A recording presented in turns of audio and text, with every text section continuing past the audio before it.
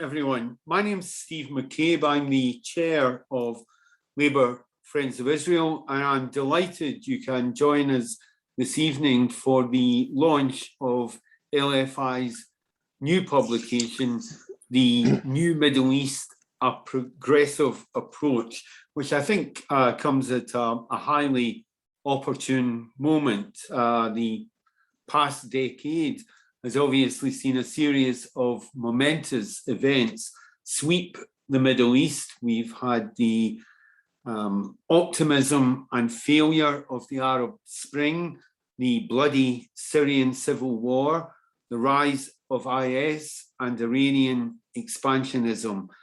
At the same time, the United States has spent a decade downgrading its presence in the region, an unsettling prospect given that Russia and China are now jockeying to replace it. Last summer, however, the groundbreaking Abraham Accords ushered in the normalization agreements between Israel, the UAE, Bahrain, Morocco, and Sudan. Moreover, this process, the first major breakthrough in the Middle East conflict in over 25 years, is surely not yet complete. Beneath all of this, huge demographic changes are shifting the Middle East tectonic plates, with 2/3 of the region's population now aged 35 or younger. These changes offer the possibility, and it's no certainty, of course, of new forces arising that will increase the prospect of greater economic prosperity, social modernization, and technological innovation. Our hope today is to begin a conversation on the left about our approach to the region. This pamphlet begins with the premise that seeing the Middle East solely and exclusively through the prism of the tragic conflict between Israel and the Palestinians distorts and narrows our perspective and prevents us from engaging with current realities in the region.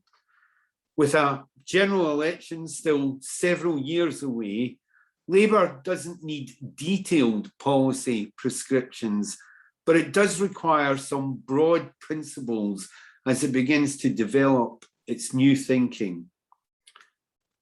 First, progressives need to recognise that the principal threat to peace and stability and obstacle to progress in the Middle East comes from Iran.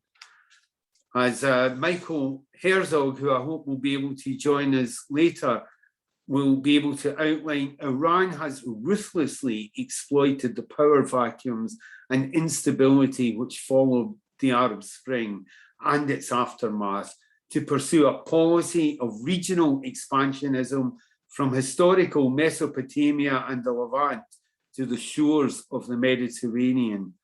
The dire consequences of Tehran's neo-colonial aspirations are all too obvious in Syria, Lebanon, and the Yemen. This challenge is coupled with the regime's nuclear ambitions and ballistic missile program, confronting Iran's ability to wreak further chaos and devastation, including the terrifying prospect of sparking a regional nuclear arms race, must rest at the heart of a progressive approach to the region. Second, and more positively, it's imperative that the forces which produced the groundbreaking Abraham Accords receive steadfast international backing and encouragement. As Moran outlines in her chapter, this initiative should not be just seen through a strategic lens, but also through the huge social, economic, and environmental benefits it offers. Crucially, the Biden administration is right to recognise, unlike its predecessor, that the Abraham Accords process isn't an alternative to the pursuit of a two-state solution. Instead, it should complement and reinforce this vital goal. Third, the thwarted hopes of the Arab Spring underline the fact that the dictatorships and autocracies which dominate the region's politics have stifled those civil society institutions, including a vibrant media, independent judiciary, and free trade unions, upon which any successful democracy ultimately rests. The left should at all times work to encourage democratic forces and values in the region, but we should recognize that this requires the heavy lifting of providing support and assistance for policies and initiatives which foster and develop civic society institutions which underpin and are a vital prerequisite to successfully functioning democracies. Fourth, progressives must adopt a policy of consistency, supporting the rights of oppressed groups throughout the region, whether women in Saudi Arabia, journalists in Egypt, Palestinian political activists, or the LGBT plus community in Iran, with equal passion and commitment. Finally, Britain's soft power comes a bit rich after today's vote on international aid, but Britain's soft power, including a restored international aid budget eventually, should be deployed to support peace-building efforts in the region. The proposed International Fund for International Palestinian Peace, which is modelled on the highly successful International Fund for Ireland and would pump huge investment into civic society projects which promote peace, conflict resolution, value, and coexistence, is the perfect illustration of such an initiative. The fund receives strong bipartisan support in the United States and an enormous boost from this year's Nita M. Lowey Middle East Partnership for Peace Act, but that commitment hasn't thus far been matched in Europe.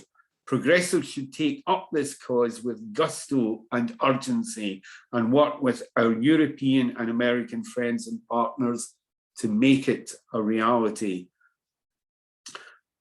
I'm delighted that Huda and John, who've done so much to promote the fund and peace-building work in Palestine, have been able to produce one of the chapters. Huda's had a family bereavement and can't be with us today, but John will be here to tell us more.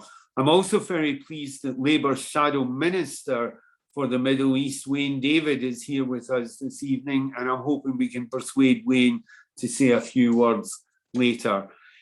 I look forward to hearing our speakers discussing many of the issues and much more in the time we've got. If you'd like to ask a question at any point, could you use the Q&A facility? And after we've heard from our speakers, we'll aim to get through as many questions as possible in the time available. If your questions for a specific panelist, it would be helpful if we could ask you to direct it there. Now it's my absolute pleasure to introduce our first speaker, Michael Herzog. Michael is an international fellow at the Washington Institute for Near East Policy, and he's speaking on his chapter, Countering the Threat from Iran. Michael. Thank you very much. Good evening. I'm very happy to be on this call, and thank you for inviting me. I would like to congratulate LFI for this pamphlet. I believe this is a real contribution to a serious geopolitical discussion about the Middle East. My own contribution deals with Iran, the Iranian challenge.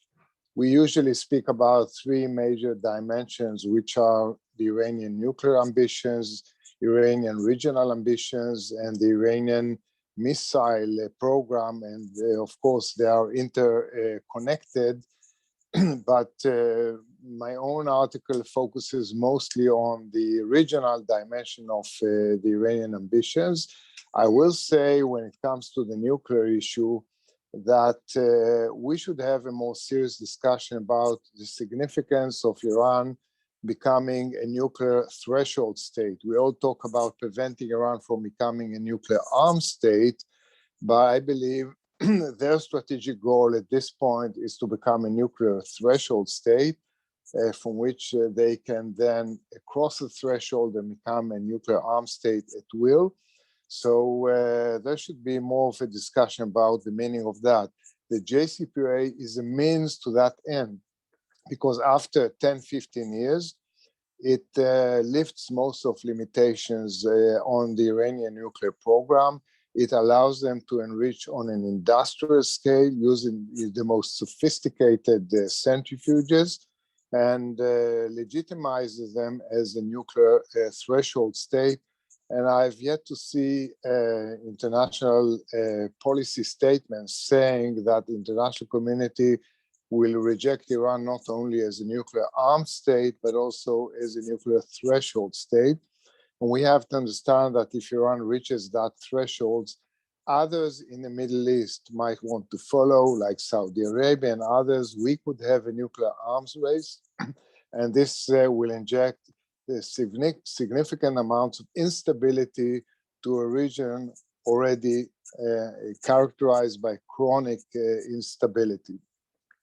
I believe that for this reason, the US administration itself understands that there is a challenge here, which is why they're talking about a longer and a stronger deal as the next phase.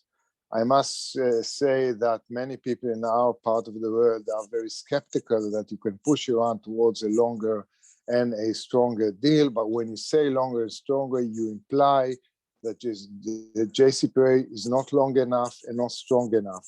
And we all have to think about it. Let me now turn to the regional picture. And I first want to say that in 2015, when the JCPOA was agreed upon and signed, the Israeli criticism was not for not including the regional elements in that deal. I think Israelis understood that you don't want all or nothing, a grand bargain where you end up with nothing. The criticism was that the United States was so eager not to undermine the JCPOA that it essentially gave Iran a pass to do whatever it wanted in the region. And beginning 2016, immediately after the signing of the JCPOA, Iran developed very ambitious plans for the region. It was in the wake of regional turmoil. So what started as the Arab Spring, you mentioned the hopes that surrounded this, and ultimately were shattered. But Iran saw an opportunity to fill the vacuum, to fill the void, to establish itself in the heart of the Middle East as perhaps the most dominant regional actor. And it moved to implement that plan by first striving to build a so-called, what we all call the land corridor, which essentially is a zone of direct influence stretching from Iran through Iraq and Syria to Lebanon and the Mediterranean. Second, to drive the US military presence out of Syria and Iraq. It is still a strategic goal for Iran today, and we see them acting through proxies in Syria and Iraq. Number three, to build Syria into a formidable military front facing Israel, joining the one in Lebanon, which they built through Hezbollah with an arsenal of over 130,000 projectiles, missiles, rockets, and so on, which very few militaries in the globe possess. And finally, to assert themselves also in the Gulf area through proxies, weakening Saudi Arabia and the UAE, and establishing themselves on the shores of the Gulf, in Bab el-Mandeb and other areas where they could have an impact on the flow of energy. And they established themselves and moved in these directions through asserting themselves in weak and dysfunctional countries like Iraq, Syria, and Lebanon, through proxies armed to their teeth. Hezbollah is essentially an army. It's not only a militia. and developing huge arsenals of missiles, rockets, and drones, including, which is a main source of threat for Israel, the so-called precision project, namely turning a sizable portion of Hezbollah's arsenal of rockets into highly precise one, which would create a strategic threat to the state of Israel. We are now a few years since Iran started implementing these ambitious plans, and the balance is a mixed one because there was also some pushback against their ambitions. First of all, the US campaign of maximum pressure denied them of resources in which they supply to their proxies. Israel launched its own campaign against Iranian military entrenchment in Syria. There was an Arab pushback. Morocco severed relations because of Iranian subversion in Western Sahara. The Gulf states pushed back. And finally, I think very significantly, there was a pushback domestically in countries and areas which Iran controls or dominates domestically in Iran, but also in Iraq and in Lebanon, where what you see is essentially the system collapsing or not functioning. Lebanon is experiencing a total meltdown, and Iran has a role to play in that, and that's also part of the pushback against Iran. As a result of the Iranian ambitions, we see growing friction between Iran and Israel across the board. Israel is accused of taking action to thwart the Iranian nuclear program, and Iran vows revenge. There has been exchange of blows in the cyberspace. Iran targeted Israeli water systems, and according to media reports, Israel responded. There have been, both parties have been trading blows in the maritime context as well. And also we see a lot of friction in Lebanon, in Syria, even in Iraq and in Yemen and in Gaza as well. The recent flare-up in Gaza taught us that Iran is trying to connect Hamas and other factions in Gaza to the so-called axis of resistance. And they brag about having a real-time war room in which they connected and supported Hamas in firing the rockets at Israel. The bottom line of this whole analysis is that in order to deal with the Iranian challenge, one needs a comprehensive strategy. It is not the right thing to isolate the nuclear issue from the regional issue, from the missile issue. You have to look at it strategically as one comprehensive strategy. You may apply it differentially in various contexts in different fields, but it has to be part of an overall strategy. That strategy should be based not only on incentives, but also on disincentives. Otherwise, you will not motivate Iran. I believe, as you rightly said, that pushing for enhancing Israeli-Arab normalization is a very important step in answering the Iranian challenge. It has benefits of its own, notwithstanding Iran, but in this context, I think also very important as part of a regional answer to the Iranian ambitions. And finally, I would say that international actors who deal with Iran today, be it in the nuclear negotiations or in other forums, must carry a very close dialogue with regional actors, because the regional actors are directly impacted by Iran. They will have to bear the consequences of whatever deal the international community strikes with Iran. It is critically important to hear their voices, to consult with them, and to coordinate policies with them. Thank you very much. Mike, thank you very much. That was excellent. I'm going to move on immediately to our next speaker, Dr. Moran Zaga, Policy Fellow at Mitvim, the Israeli Institute for Regional Foreign policies, and Moran is going to speak on her chapter, Regional Solutions to Regional Challenges. Moran. Thank you so much. So I would like to start with what seems to be a very popular view in the liberal camp in Israel towards the Abraham Accords, that I think tries to diminish the importance and the influences of the Abraham Accords. And the main claims are that this is not a peace treaty, since there was not a state of war between the countries, that the relations existed before the Accords, that it will reduce motivation to work towards a solution with the Palestinians, that we chose not democratic regimes to be our partners with problematic records of human rights issues. Some of these people are trying to find corruptions in the deal with these from the Israeli side, and some just don't like it because of the fact that Netanyahu was the one to sign it. Let's say it out clear.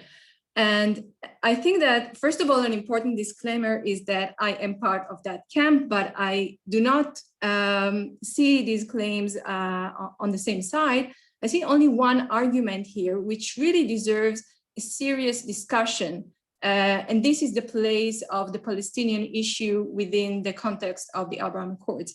But in light of the larger implication, and in light of the ideological mission of the Israeli left to promote peace in the Middle East, I find the other arguments to be really missing the point. So the chapter really addresses this, what I believe to be a misconception, by mapping new interactions in the emerging network in the Middle East, to begin a more constructive debate to the discourse of the liberal camp and beyond that. And since we had the word limitation, you will find only a small portion of what we already see on the ground. Now, in the past, I wrote some essays on the opportunities in the Israel-Gulf relations, but the Labor Friends of Israel asked to change my focus and to write about the solutions. Now, that was a very interesting task or challenge, since it goes beyond the mere mapping of the relations, and it brought me to really understand the what is essential here, right? And when looking at these relations from that point of view, I realized that the new network in the Middle East has three dimensions.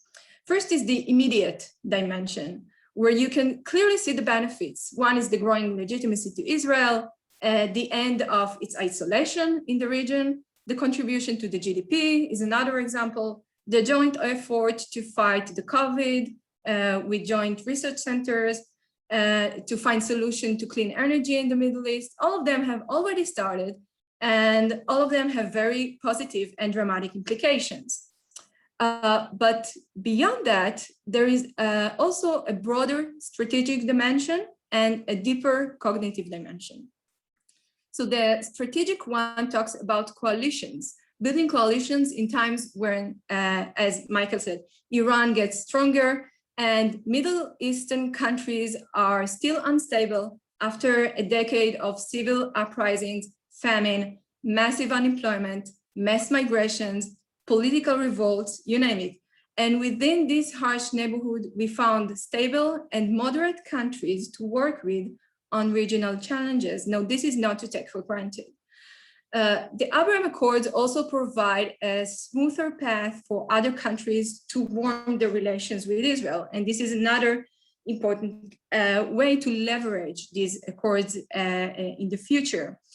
And if we're talking about the Palestinian issue, which we should definitely not tie under the carpet, it can serve as a platform to rethink about the Israeli-Palestinian conflict out of the box, with regional actors as brokers, but even beyond our aspiration to see negotiations and leaders sitting on the table, even before that, the UAE can play today many more cards in this arena and put stress on Israel on its settlement policy, on its actions in Gaza, in East Jerusalem, and more of that. So now, as we have more players coming into this arena, I think that the balance between Israel and the Arab world in the context of the Palestinian issue will probably change to the favor of solving, not solving, even one step before that, of balancing the relations with the Palestinians. Lastly, there is the deeper dimension, which is basically the social one. The coalition that I was talking about offers not only strategic tools to deal with Iran, for example. It also demonstrates that there is a moderate axis that offers an answer to poverty and instability, which is not political Islam. Today, the rift in the Middle East is no longer only the Sunni-Shia rift. It is the moderate versus the radical and religious rift. And we see that. We see that between Qatar and its neighboring countries. And we see that between the Muslim Brotherhood in Egypt and a Sisi regime. And we see that everywhere. So by empowering this moderate coalition, we strengthen the ideological progressive line. And this is very, very important. It goes deeper. We don't see that. This is not an immediate benefit, but it's highly important to build stability to the long run. Just few more examples are the people-to-people initiatives that are already taking place. And this is on the social level, bringing young Israelis, young people to open up to other nations, other cultures in the region. And the isolation that I mentioned on the immediate dimension is not only isolation in trading and transportation, it's also an isolation, a cognitive isolation of people who used to think to the West, not to the East, not to our own neighborhood as a partner. And today, with the Israeli tourism to the Gulf, we see a very positive change on that aspect. So to conclude, I would say that these civic and social developments show a gradual increase in liberal and democratic principles. And also not only in Israel, but if I will say one word about the Gulf, so for the UN, for Bahrain, the interactions with Israelis, the people-to-people level could really cultivate a layer of civil society, which is yet in its seeds. So this trend could result in greater liberalization in the region as a whole. Thank you. Moran, thank you very much indeed. Now, the chapter, A New Transatlantic Tool for Peace Building between Israelis and Palestinians, was co-authored by John Lyndon and Huda Aberkub, who are the Executive Director and Regional Director of the Alliance for Middle East Peace, respectively. Huda can't be with us tonight because of family bereavement, but I'm delighted to say we do have John Lyndon, and over to you, John. Thank you so much, Steve, and thank you, LFI, for putting together the pamphlet and for assembling this excellent panel. So yeah, our chapter, Huda and mine, focused upon the role of civil society right now in what I think is a transitory moment for Israelis and Palestinians, and the role that the United Kingdom could play as a key actor in that sort of mid-tier status to be able to frame what happens next amongst Israelis and Palestinians. And I think even since we wrote that chapter, the change in government that we've seen in Israel has only sharpened some of the conclusions, where, I mean, to add on from what Moran mentioned, we have now the Abraham Accords designed by Jared Kushner, Benjamin Netanyahu, Donald Trump, being implemented in Israel by Isawi Frege, one of the only Arab members of government in cabinet, who's a member of Meretz and an anti-occupation activist for the last 20 years, and Yair Lapid, probably the most empowered supporter of a two-state solution in that government. And I think that gives you an idea of how things can shift quite quickly and how civil society can play a critical role in shaping and framing what comes next, and not to be too fatalistic about what happens. The last 12 years in Israel-Palestine have been remarkably static when you compare it to the previous few decades. The region around was in turmoil, but the Israeli-Palestinian paradigm remained fairly static, with the exception of the devastating wars obviously occurring between Israel and Gaza. And I think we're entering a period now, perhaps, of a little bit more dynamism, and that allows the most empowered actors on the ground to be able to frame the agenda. And I think when you look at the role of civil society in determining those key variables, it really shouldn't be overlooked how they have helped to birth previous moments of optimism in the region and in other conflict resolution paradigms. So dealing with the Israel-Palestine element first, I mean, the Oslo Accords, for all of their failings, and they're not in great health right now, they were a civil society exercise. In Ron Pundak and Yair Hirschfeld, going into that territory that governments found difficult, taking risks and opening up ground as in the way that civil society actors can, that then governments come in and follow. And we think right now there exists amongst Israeli and Palestinian civil society the sort of embryo that can help to do that now. I think as Moran also mentioned, we need new thinking, new ideas, out of the box thinking, and civil society is the forum for that. Now, I'm the executive director of an organization called ALLMEP, which is a network of over 150 peace-building organizations, both working for a shared society inside Israel, so more just and equitable relations between Arab and Jewish citizens, but also cross-border amongst Israelis and Palestinians. And there exists there, I think, most of the good news between the river and the sea. The challenge that we have is that it is not at a sufficient scale to affect the politics, and it has not been for at least the last 2 decades. The reason to be cautiously optimistic, however, is something that was alluded to in the introduction, which is the passage of a piece of legislation in the United States called the NIDA MLOE Middle East Partnership for Peace Act. Now, that's a $250 million 5-year investment in civil society and economic initiatives, which is the result of a 10-year campaign by us at ALLMEP for something called an International Fund for Israeli-Palestinian Peace. Now, that in itself is based off a similar theory of change that we saw prove highly effective in Northern Ireland, where in the late 1980s, the world looked at a situation in Northern Ireland where the leaders couldn't be in the same room as each other, violence was escalating, and youth were really falling prey to violence and dehumanization.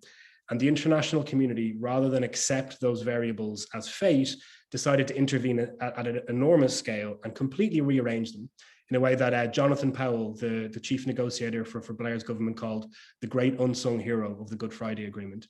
So that legislation now in the Israeli-Palestinian realm allows us to grow exponentially some of those civil society entities and to create real institutions that are framed quite narrowly on one core goal, taking the emerging generation of Israelis and Palestinians. And it's important to reflect here in Europe, by comparison, Israel and Palestine are very young societies. I mean, the regional stats were alluded to by Steve in his introduction. In Palestine, the average age is 19. In Israel, it's 28 or 29, but the religious community are almost in a parallel demographic cohort as Palestinians. So there's a huge number of young people whose opinions are being framed right now in an era of separation. So since the Second Intifada, we've had Israelis and Palestinians more separated from one another than at any period since the Six-Day War. And we've seen not only collapsing support for a two-state solution amongst that youngest cohort, but also growing levels of dehumanization and support for violence. I mean, currently now, amongst Israeli Jewish high school students, almost half don't believe that Arab citizens should be allowed to vote. Amongst Palestinian youth, 73% supported the knife intifada 5 or 6 years ago. And there's lots of reasons that bear out that data, but one of the core ones is an utter lack of understanding about the lived reality of the other. Now, on the other hand, the work of many of our members, these peace-building organizations, have been proven in study after study to be incredibly effective at disrupting and overturning those stats. A study that was done by Notre Dame University a couple of years ago found that fairly dependably 2/3 to 3/4 of participants had transformed ideas of respect for the narrative of the other, which is critical in this conflict in particular, a reduction in support for violence, and a prioritization of peace in a way that's really been lost in the last few decades, where it's almost a signifier of naivety to say that you prioritize peace. The people that pass through these programs not only prioritize it, they go on to make it a part of their identity. 17.5% of the alumni of one of our member organizations, Seeds of Peace, went on to build careers as peace builders, to dedicate their lives toward it. And in the recent violence that we saw in May, pretty much the only silver lining or good news or shard of light, is what David Miliband called it, was the work of these organizations. They were running demonstrations calling for peace during the war. They were organizing cleanups of synagogues and mosques that were defaced in mixed cities. They ran campaigns to get Arab and Jewish mayors to sign on to pledges of Arab-Jewish solidarity. And we found ourselves wondering, imagine we'd invested in those organizations at scale 10, 15, 20 years ago. How much might be different now, and how they'd be driving the agenda and framing events. So that's what this fund is designed to do. And we already know there's going to be $250 million coming from the United States over the next 5 years, which is a dependability of funding we've never had in this space. There's been year-on-year cuts for the last 7 years, and there's kind of a misnomer out there that this is a well-funded field. By comparison, we spent something like $44 per person per year for over 20 years on peace-building work in Northern Ireland. We spend less than $2 per person per year in Israel-Palestine. And you see there's lots of other variables, but this is one where we see some of the results being borne out. And the UK has a real opportunity to be able to work with the United States and other partners to develop a very ambitious international fund project to take 15 and 16-year-old Israelis and Palestinians now and invest in the sort of programmings and experiences that deliver them into adulthood as voters with very, very different opinions of the other, prioritization for peace, and political incentives for leaders. Because what we know is if it's difficult right now, and we know it is very difficult, it will become more and more difficult as an electorate who is less supportive of peace emerges in both societies simultaneously. And we know that this sort of programming can change the experiences that those political variables depend upon, and that, of course, diplomats depend upon to open up what is possible. The United Kingdom has officially endorsed the International Fund concept in 2018. Labour Friends of Israel have been one of the most important, in fact, probably the most important champion in Great Britain to get serious parliamentary support. But now there's an opportunity and an urgency for the UK to move very quickly with the United States and help to design this instrument, not only bringing to bear resources, and obviously the announcement of aid cuts today isn't going to help with regards to allocation of resources from Great Britain, but this is a modest investment in relative terms to what the UK spends in this region, could also help Britain to help design the infrastructure and architecture, taking the expertise, the very deep well of expertise Britain has in conflict resolution and direct experience in Northern Ireland, and helping to be part of the architecture, the design of the instrument, not just a contributor toward it, and also to convene European allies. There's been a lot of movement in Brussels over recent weeks. And again, alluding to what Moran said, for the first time ever, there are no legal or political impediments to Gulf states participating and leading in an institution like this. And you could have, on the 30th anniversary of the Madrid process, which we're approaching in the autumn, a new multilateral strategy that's focused on civil society, economic development, and getting us toward a place where final status diplomacy becomes viable once more. And that, I think, is a role that Britain can play more acutely than many other members of the international community right now. Thank you so much, John. And finally, it's my pleasure to introduce my friend, the Member of Parliament for Caerphilly and Labour's Shadow Minister for the Middle East, Wayne David. Wayne. Thank you very much, Steve. And could I say that I'm pleased to be asked to say a few words on the launch of this pamphlet this evening. I say that because this is an important collection of statements which have been written at a very opportune time. The articles do not dwell on the intricacies of the ongoing conflict between Israel and Palestine, nor do the contributions focus on the conflagration between Hamas and Israel, which occurred in May and led to the deaths of so many innocent people. No, the pamphlet looks at a bigger picture. The bigger picture in terms of what is needed to provide a firm bedrock for any future peace processes, and we heard that from John. And the bigger picture in terms of Israel's present and future relationship with its economic and partners in the Middle East, both in terms of developing that political relationship with them. And the Abraham Accords are critically important in this respect. And the very real threat which Israel faces today from Iran, clearly articulated this evening and in his article by Michael Herzog. But the pamphlet also looks at the big player potentially in all this, as always, the United States of America. It doesn't ignore the huge influence the United States has had in the recent past. And the fact that it hasn't been, in my view, and view of LFI, an entirely positive influence. But nevertheless, we have seen a new chapter being opened by President Biden. And the pamphlet emphasizes how important that relationship is between Israel and the United States, and the United States and the rest of us as well. The pamphlet also places its analyses and the policy proposals in a domestic political context by presenting a critique of a former British Labour leadership's attitude to Israel and foreign relations generally. And I would urge people to read Gary Kent's piece on this. Importantly, I think, the pamphlet as a whole is written in a moderate tone. I say that because I believe it's so important for us to move beyond the simplistic and polarizing sloganizing, which passed for political discourse for too long and was very present just a few months ago. The finger pointing, the name calling, intolerance has got to be relegated to the past. This pamphlet, I believe, deals with difficult and complex and important issues. But it takes us forward because it deals with these issues in a way which encourages rather than closes down debate. And that is so, so important. At the end of Steve Cave's piece in the pamphlet, he indicates that Labour should adopt a series of principles as it begins to develop its policy perspectives. I totally agree with him. This pamphlet makes a huge and significant contribution to the next stage of Labour's foreign policy development.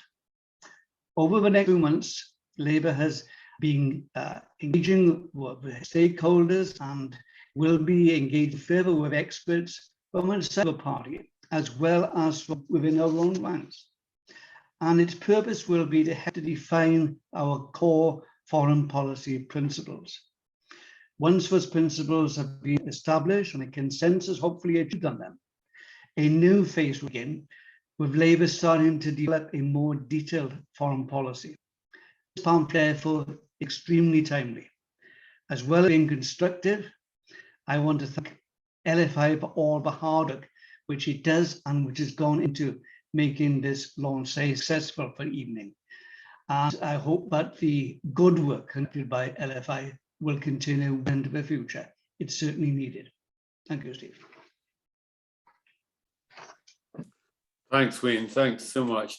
Well, I hope I can persuade the panel to stay with us a little longer and take a few questions. I can see there's a few in the Q&A box at the moment. I think I'm going to go to my former colleague, Dame Louise Ellman.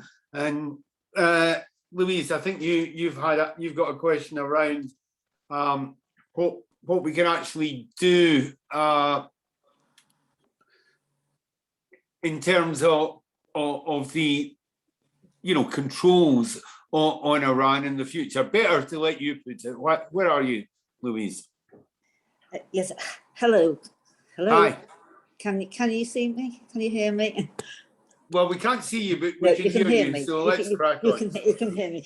Yes, and congratulations on launching this pamphlet. I think it is very timely. And I was interested in the future of any new deal on Iran. And I wondered if it was realistic to incorporate any kind of controls on Iran's proxies in any new agreement, or is that something that's totally impossible? Well, I think we should probably go to Mike on that first, but I mean, if anyone else has got a contribution, we'll come back to you. But Mike, should we? Yeah, this is a tough challenge because Iran has an array of proxies in Lebanon, in Iraq, in Syria, in Yemen, and elsewhere. And we're talking about hundreds of thousands of people, armed people, answering to Iran. But I think they should not be absolved.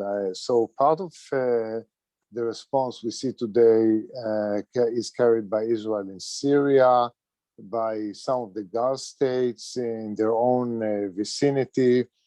But I think one of the areas where one might focus, and I know that there are now some ideas floating about some kind of a regional, I would say, codex banning certain types of missiles being proliferated, or drones, or even no-fly zones for missiles and drones it is easier said than done, but if you have international and regional actors coming together to impose this, then maybe you could apply pressure on Iran. It's something I would definitely explore. And Moran, what's your take on this? So the story of Yemen, the story of Syria, Iraq, Libya are the stories of governance vacuum. And everywhere in the Middle East where we saw a governance vacuum, we saw radical forces entering to this vacuum.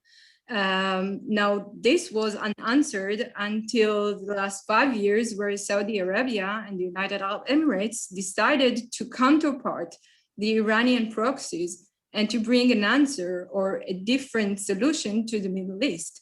And this is why their outreach today is much more expanded, is much more wider than it used to be, right because of that. And as they are understanding that the United States, as we heard earlier, is not already a part of that grand game in the Middle East, the local parties understand, the regional countries understand that they have to fight for their own, and they have to find other regional players to play with them in this game. Right? So Israel is a legitimate actor or partner within this troublesome map of conflicts where Iran, Turkey, and their proxies, also Qatar in Gaza and elsewhere, are trying to push not only their armies, but their ideologies. Thank you. And Wayne, I didn't notice, were you indicating you did want to comment on that? I'm always nervous if I'm putting you on the spot here, but please do. No, it's an important question because there's no doubt about it. I mean, the Iranians have a hugely malign influence, a whole number of different arenas. We can talk about what's happening in Gaza, and there's real evidence that the Iranians have been importing technology and expertise in terms of developing Hamas's rocket capacity. But I mean, I was recently involved in discussions just a couple of days ago about the situation in Yemen, which slipped off the international agenda a little bit, certainly the media's attentions elsewhere. But the real chance of getting any sort of peace in Yemen actually depends on the United States getting the Iranians to reduce their support for the Houthis. And the Saudis want to leave Yemen, but clearly the Houthis have got the upper hand militarily because of Iranian support. And it's therefore very, very important, I think, that the greatest amount of pressure is put on Iranians to desist from the kind of support they're given. I think that we wouldn't change the minds of the Houthis, for example, but nevertheless, we can reduce their capacity to fight, and that we're in peace. Thank you. I'm going to go to Liam Martin Lane, because I think Liam's got a question that will certainly affect John and Wayne. Liam, are you there?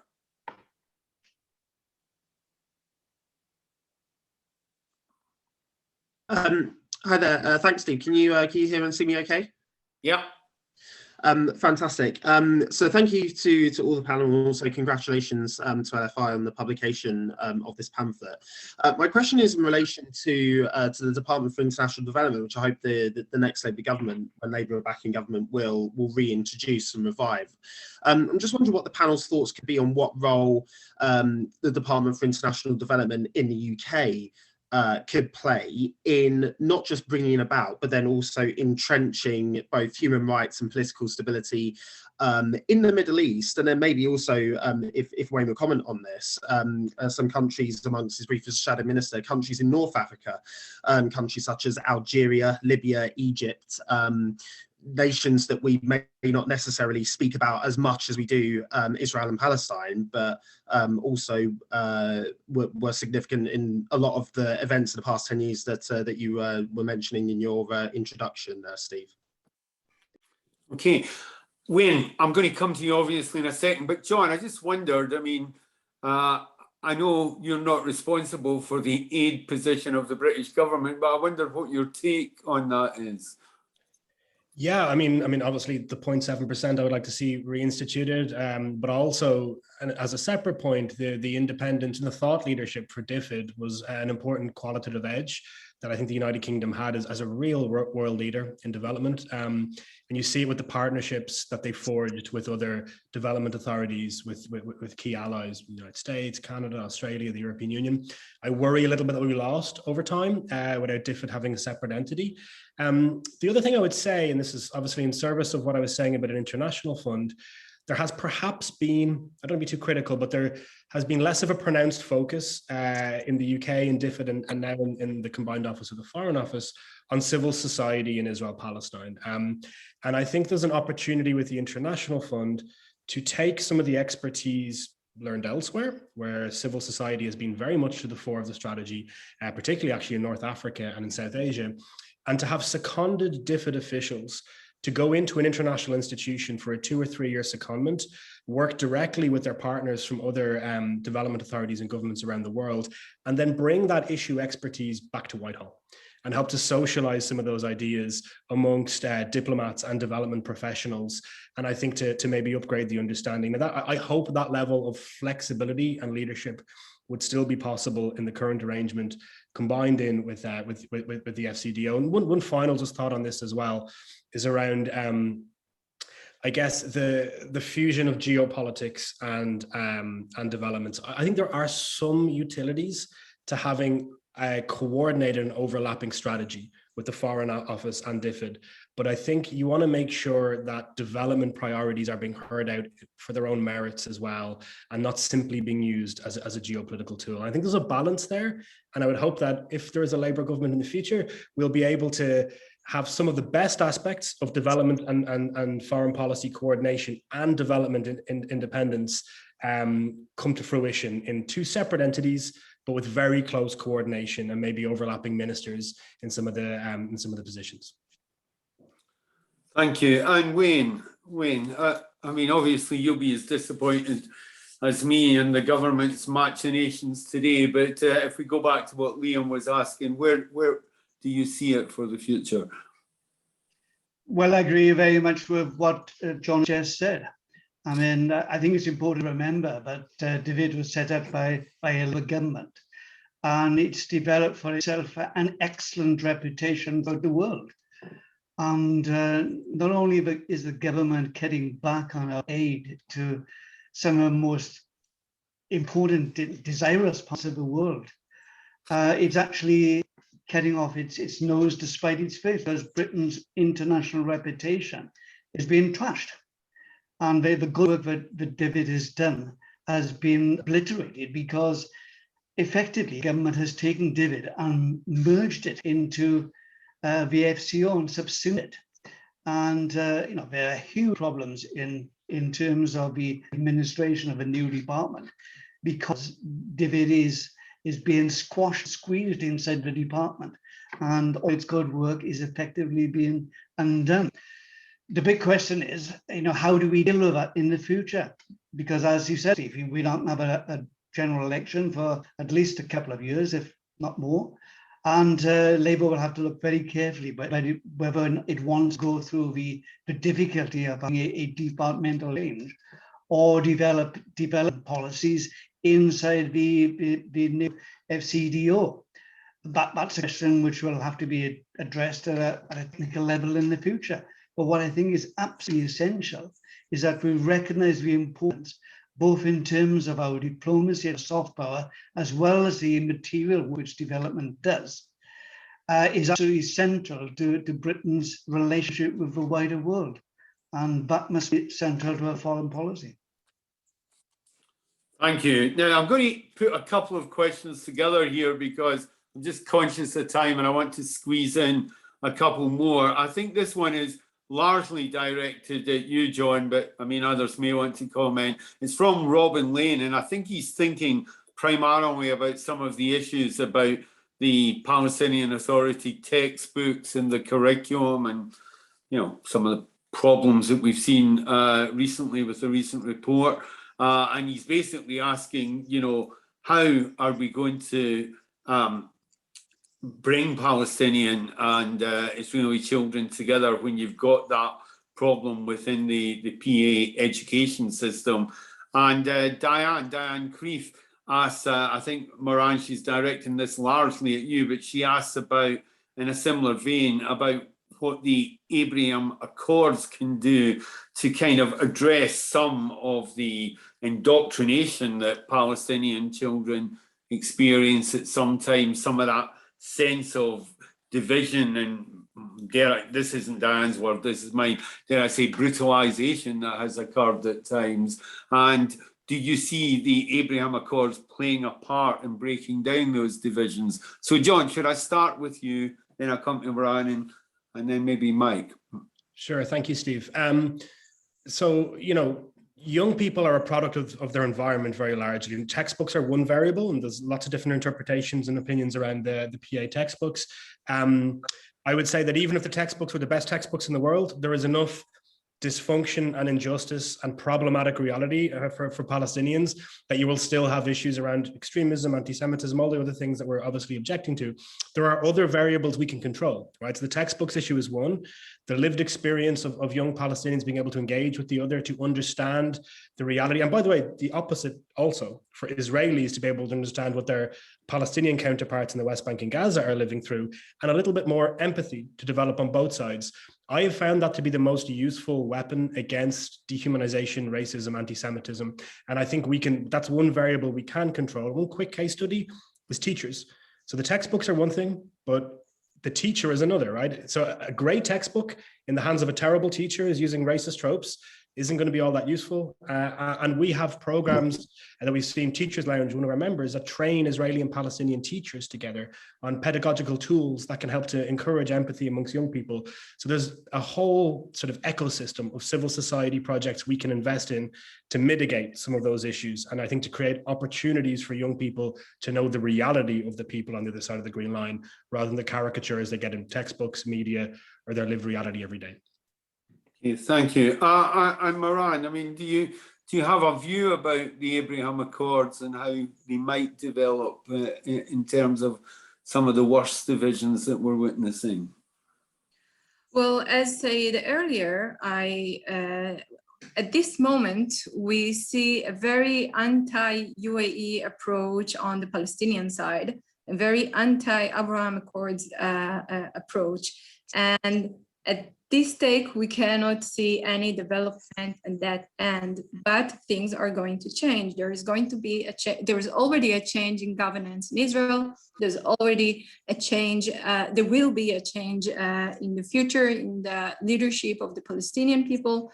And this might lead to new ties with the Gulf countries, which are now leaning towards Qatar and less to the Saudi Emirati axis, which could bring a whole new bucket of ideas to the region and how to solve the conflict. I'm not an expert of the inner Palestinian politics, but I can say for sure that as long as there is the rift between the Palestinian leadership in Hamas and in the Fatah and the Emirati leadership, will not see any change on that aspect. We need to wait a little and see that the cards are changing and the new leadership rises, and then we can talk about these developments of bringing the regional brokers, bringing the regional actors to be part of this process. And until then, I suggested for the Gulf side to take a more proactive approach to the Israeli policies in the settlements and in Gaza and towards East Jerusalem and so on. Mike, I just wondered from your perspective, what do you think we can do to kind of, ease some of the divisions, make it possible for at least, younger people to begin to interact in an atmosphere where, there is some kind of trust building and development? Well, I think the Israeli-Palestinian relations are unfortunately at a low point, but I believe much can be done short of a big peace initiative, which is not in the cards right now. And I don't think both parties are ready for it. But I can tell you that there are a lot of civil society initiative, NGO initiatives. I am involved in some of them. I know a lot of them, and they carry a lot of potential, and they should be encouraged by external actors wanting to play a role, including the UK, in the fields of climate change. There's a huge initiative trying to get young Palestinians jobs in the high-tech ecosystem. I can give you a long list of initiatives, and I think they should be looked at and encouraged and supported. Now, I also believe that there is a big potential in the Israeli-Arab normalization to also help the Israeli-Palestinian context.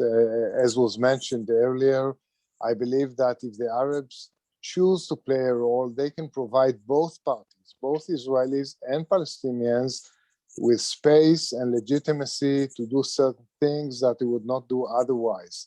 For that to happen, I think you do need to see American leadership. And unfortunately, the Middle East is a low priority for the Americans, perhaps with the exception of Iran.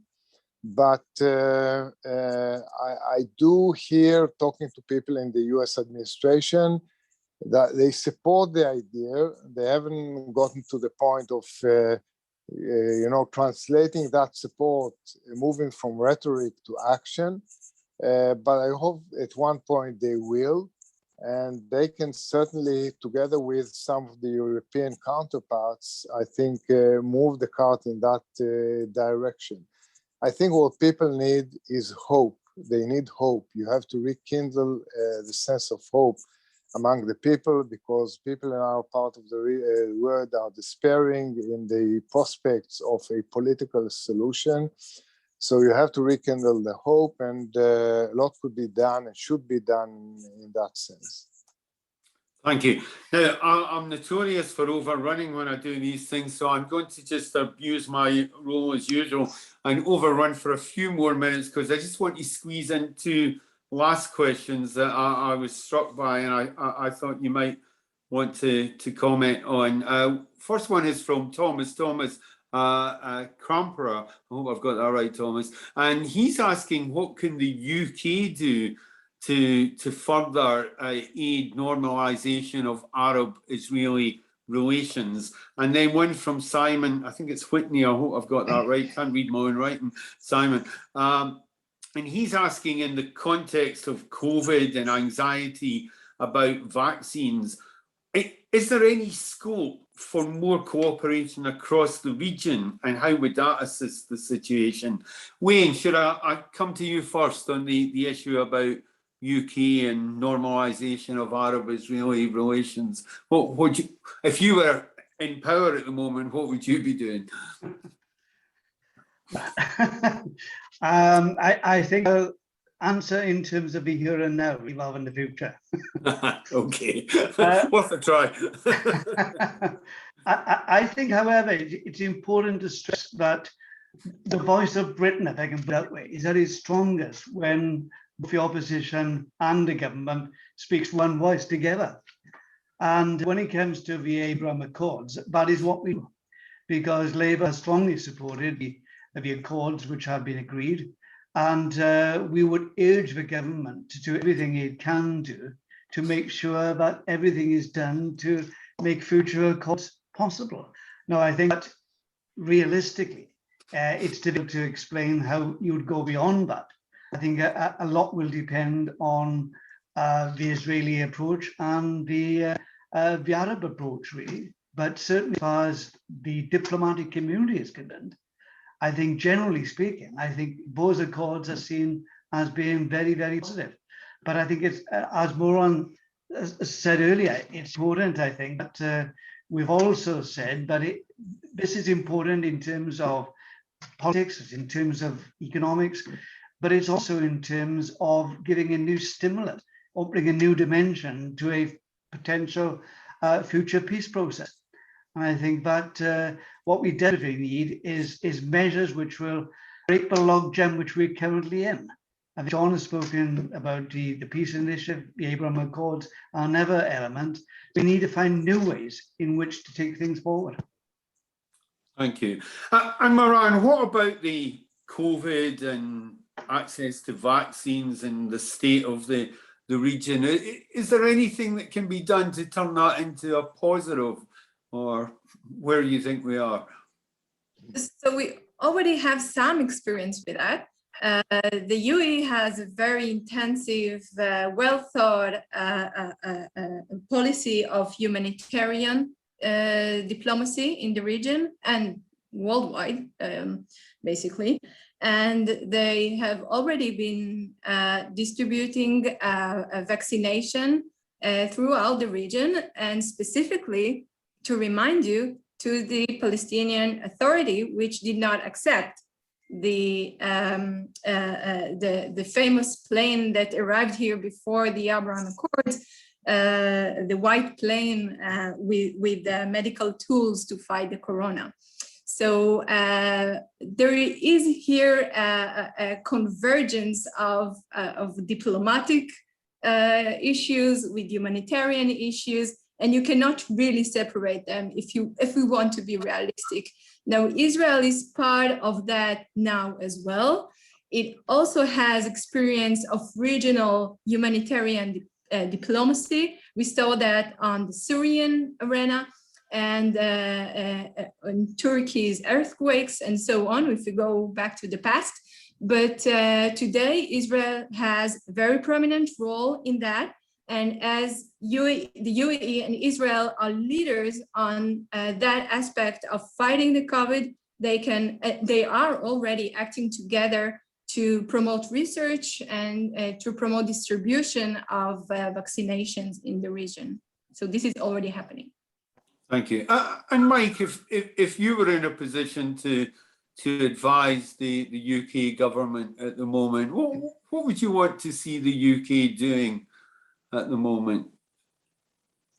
Well, I would like to see the UK try to actively promote further Israeli-Arab normalization and cooperation in the region. And also, as I said, in the Palestinian context, I think there is a huge need. I think there is a huge potential. I can see projects of regional cooperation in fighting climate change, which is a very big issue. I think that is impacting all of us here in the region. This is a real hotspot, and you have the convergence of geopolitical instability with climatic hotspots. So I think this calls for regional cooperation. I think the UK, for one, could definitely lead such efforts, and I can give you many more examples of areas where you need to generate regional cooperation across the board, cross-border cooperation, including, to the extent possible, also the Palestinians. Thank you. And John, finally, I mean, I know you'd like the UK government to come out and properly support the International Peace Fund, but in terms of, is there anything else you'd like to see the UK do at the moment? And what about COVID in your view? Does it present any opportunities? Yeah, I mean, for COVID, it creates a sense of interdependence or an understanding around interdependence, much in the same way that the climate does, and in the way that Michael explained. And I think that can only be a good thing in the Middle East, where the separation that's gone on, where countries, normalization is an example of it, pretending the other doesn't exist. And I think what the UK can actually do, and it's related to COVID, the environment, but also the geopolitics and the conflict itself, is to now post-Brexit use its sense of independence and being able to move quite fast and nimbly to help create new multilateral forums and frameworks. This is a region that needs multilateralism. The existing multilateral framework of the Arab League is very dysfunctional. So you could look at independent bodies that are focused upon narrow priorities, such as health, the environment, technology, youth employment, which is a huge priority, that the UK could move on very fast. And that's the thing, Britain is a leader in multilateralism. It's a great convener. The fund is just one example of how the UK could do that. And I think use its convening power to build those coalitions, traversing the region, but also Europe, North America, Asia Pacific, and integrating the Middle East into the global economy and the global multilateral structures.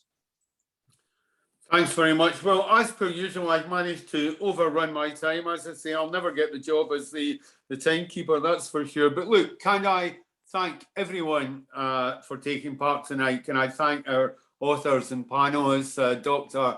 Moran Zaga, Mike Herzog, John Lyndon, Wayne David, and all the other people who contributed to the pamphlet. And I think at the peak of the session tonight, we had about 70 odd people taking part. So thank you all for taking part.